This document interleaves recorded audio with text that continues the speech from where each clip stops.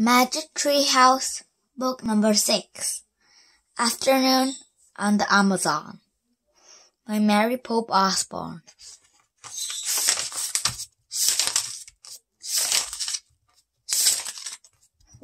Chapter 1. Where's Peanuts? Hurry, Jack! Shouted Annie. Annie ran into the Frog Creek woods. Jack followed her. It's still here, Annie called. Jack caught up with Annie. She stood beside the tall oak tree. We're coming, Peanuts, Annie called.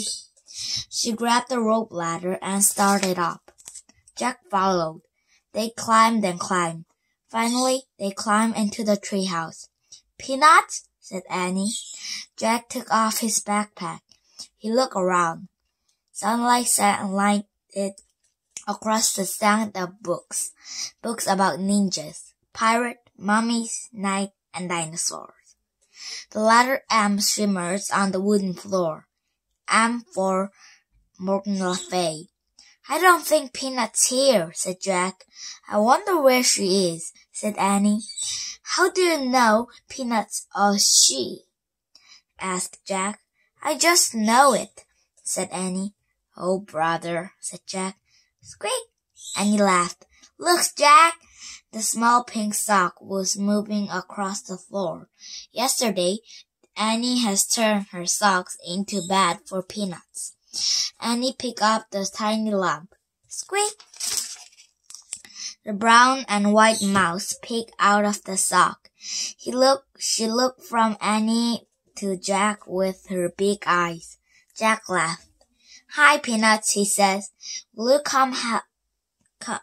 you help us again today? Asked Annie. In old Japan, Peanuts has helped them when they gotten lost. We have to find 3 more things for Morgan, said Annie.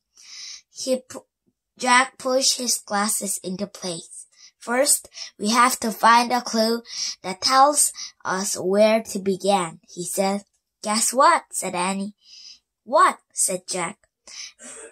We don't have a look very far, she pointed. She pointed at the corner of the treehouse. In the shadow was an open book. Chapter 2. Big Bugs. Wow, said Jack, picking up the books. The ninja books was opened yesterday. Now this one. Who opened them? Jack closed the book and looked at the cover. It showed a picture of the green forest. The trees were very tall and close together. On the cover were the word the rainforest. Oh, wow, said Jack. Oh, no, said Annie. What's wrong? Said Jack. I learned about the rainforest in school, said Annie. It's filled with big bugs and spiders. I know, said Jack. Half of them have never even been named. It's creepy, said Annie. It's neat, said Jack. He wanted to take a lot of notes in the rainforest. Maybe he could even name some unknown bugs. Neat? Yuck, said Jack. She shivered. I don't get it, said Jack. You weren't afraid of dinosaurs. So? You weren't afraid of castle guards or the mummy ghost. So? You weren't afraid of pirates or ninjas. So? You're not afraid of really scary things, but you're afraid of little bugs and spiders. That doesn't make sense. So? Jack sighed. Listen, he says, we have to go there to help Morgan. That's why the books was left open. I know that, said Annie, frowning. Plus, the rainforests are being cut down, said Jack. Don't you want to see one before it's too late? Annie took a deep breath and slowly nodded. Okay, then let's go, said Jack. He opened the books again. He pointed to the picture that the show showed blue sky, green leaves, and bright flowers. I wish we could go there, he says. The winds began to blow. Squeak! Stay here, Peanuts, said Annie as she put the mouse in her pocket. The wind picked up. The treehouse started to spin. Jack squeezed his eyes shut. The wind was whistling now. The treehouse was spinning faster and faster. Then everything was still. Absolutely still. Wild wind blows the silence. Screech! Buzz! Chirp, chirp! Chapter 3. Yikes! Jack opened his eyes. The air was hot and streamy. It looked like we landed in some bush, said Annie. She was peeking out of the treehouse window. Peanuts was peeking out of Annie's pocket. Jack peeked out of the treehouse too. They had landed in the sea of shiny sea green leaves. Outside there were flowers, bright butterflies, and birds, just as in the book. That's strange, said Jack. I wonder why we didn't land in the tree. The way we always do. I don't know, said Annie. But let's hurry and find the things for Morgan, so we can go back home before we meet any big bugs.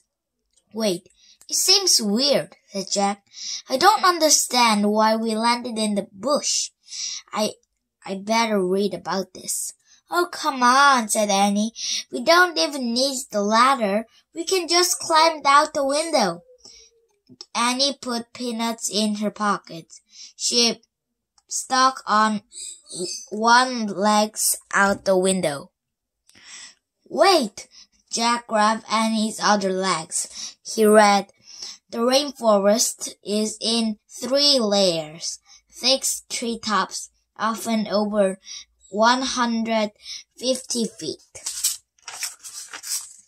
In the air, makes up the top layer. It is called the forest canopy. Below the canopy is understory, then the forest floor. Go back in here, cried Jack. We're probably more than 150 feet above the ground in the forest canopy. Yikes, said Annie. She slipped back into the treehouse. We have to use the ladder, said Jack. He got on his hands and knees. He moved leaves away from the holes in the floor. He looked down. The ladder seemed to fall between the branch of the giant tree, but Jack couldn't see beyond that. I can't tell what's down there, he said. Be careful. Jack put the rainforest book in his book backpack. Then he stepped onto the rope ladder. He started down. Annie followed with Peanuts in her pocket. Jack pushed through the leaves. He came to the understory below the canopy. He looked down at the forest floor. It was very far away. Oh man, whispered Jack. The world was completely different from the ones above the treetops. Now that they were out of the sun, that it was cooler. It was also damp and very quiet. Jack shivered. It was the spookiest place he had ever seen. Chapter 4. Millions of them. Jack couldn't move. Jack didn't move. He kept staring down at the forest floor. What's wrong? Annie called from above. Jack didn't answer. You don't see any giant spider, do you? Annie says. Well, no. Jack took a deep breath. We have to keep going, he says. We have to find the special things for Morgan. No spider, nothing scary, Jack called. And he started down the ladder again. Jack and Danny climbed down through the understory. Finally, they stepped onto the forest floor. Only the few rays of light slanted through the rooms. The Trees was very, very tall and very wide. Vine and moss was hanging everywhere. The ground was covered with dead leaves. Before we do anything, I better check the book, said Jack. He pulled out the rainforest book. He found a picture of the dark world under the treetop. He read, "In the rainforest, many living creatures blend in with their surroundings. This is called camouflage." "Oh man," said Jack. He closed the books and looked around. "There are tons of creatures down there. Here, we just couldn't see them." "Really?" whispered Annie. She and Jack peered around at the quiet forest. Jack felt unseen eyes watching them. "Let's hurry and find a special thing," whispered Annie. How will we know when we find it?" Jack says. "I think we'll just know," said Annie. She headed off through the gloom. Jack followed. They crept between the huge trees and past hanging vines. Annie stopped. "Wait, what's that?" "What's what?" "Listen, that weird sound." Jack listened. He heard a crackling sound. It sounded like a person walking over leaves. Jack looked around. He didn't see anyone, but the sound got louder. Was it an animal? A giant bug? One that had never been named? Just then, the silent forest came alive. Bird took off into the air. Frog hopped over the leaves. Lizard ran up the tree trunk. The weird noise grew louder and louder. "Maybe the books explained it," said Jack. He opened the books. He found a picture of the different animals running together. He read, "When animals hear cracking sound, they flee in panic. The sounds mean that 30 million flesh-eating army ants are marching through the dead leaves." "It's army ants," cried Jack. "Millions of them." "Well," cried Annie. Jack and Danny looked around wildly. "There!" Annie pointed. Army ants, millions and millions of them, were marching over the leaves. "Run to the treehouse!" cried Annie. "Where is it?" said Jack, whirring around. All the trees looked the same. "Where was the rope ladder?" "Just run!" cried Annie. Jack and Annie took off. They ran over the dead leaves. They ran between the wide tree trunk. They ran past the hanging vines and mosses. They climbed over thick woods. Jack saw them clearing ahead. It was filled with sunlight. "That way!" he cried. Jack and Danny hurried toward the lights. They pushed their way through the bushes. They burst onto the bank of the river. They stared at the slow-moving brown water. "Do you think the ants will come this way?" Annie said, panting. "I don't know," said Jack, "but if we wade a few feet into the river, we're safe. The ants wouldn't go into the water. Come on." "Look," said Annie. She pointed to the big logs rocking at the edge of the river. The inside of the log was sticking out. "It looked like a canoe," said Jack. He listened to the cracking sound in the distance. "Let's get in, quick." Jack shoved the books into his backpack. Then he and Annie carefully climbed into the dug-out log. Annie leaned out of it. She pushed away from the bank with her hands. "Wait," said Jack. "We don't have paddles." "Oops," said Annie. The canoe started moving slowly down the muddy river. Chapter 5. pretty fish. Squeak! Annie patted the little mouse in her pocket. It's okay, Peanuts. The ants can't get us in the river. We're safe, she says. Maybe safe from the ants, said Jack. But where is this canoe going? Jack and Danny stared at the river. Branches sprayed over the water. Vine and mosses hung down from them. We better look this up, Jack says. He pulled the rainforest book out of his backpack and flashed through it. Soon he found a picture of the river. He read, The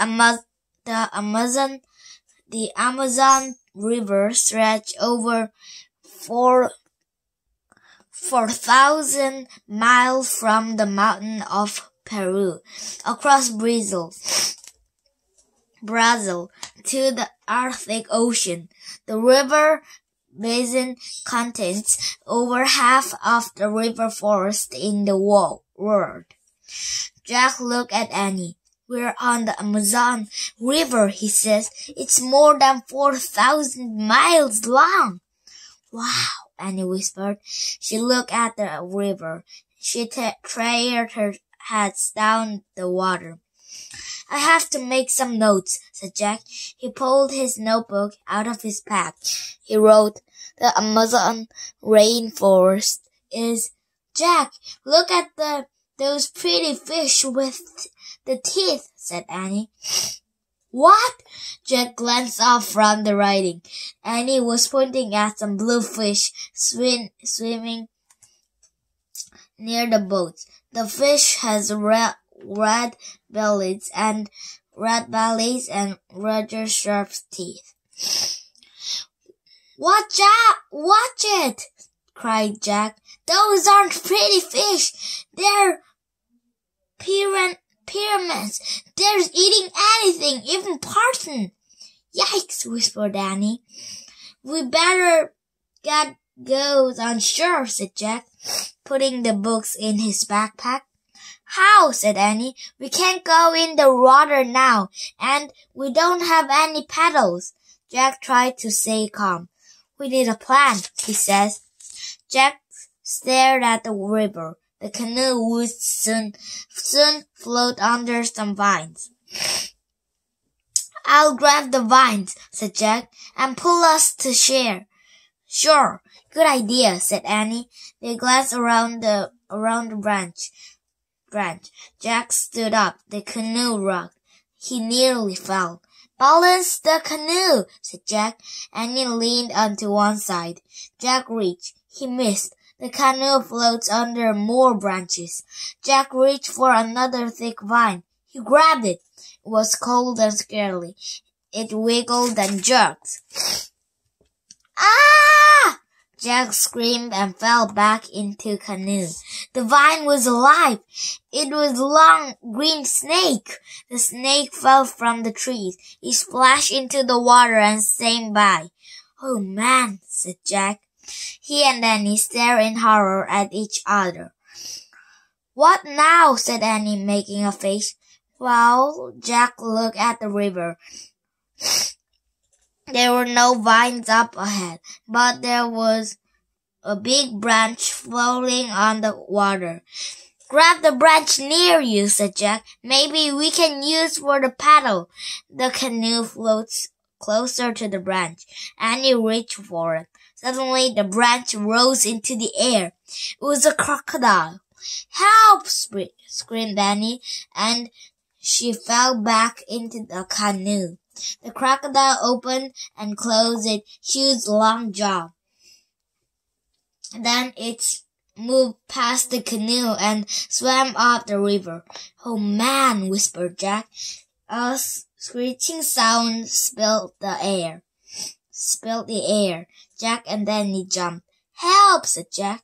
He expected to see another terrible creature, but all he saw was a small brown monkey hanging by its tail from the tree.